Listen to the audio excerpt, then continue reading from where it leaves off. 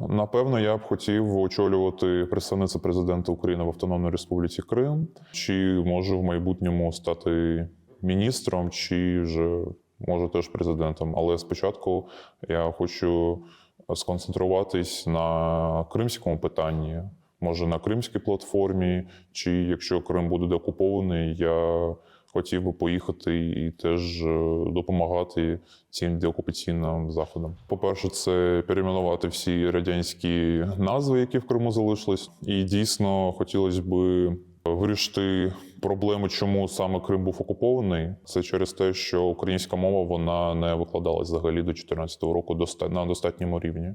І обов'язково треба поширювати українську мову, обов'язково кримсько-татарську. Взагалі можна передивитись взагалі питання Автономної Республіки Крим, як повинна ця автономія виглядати.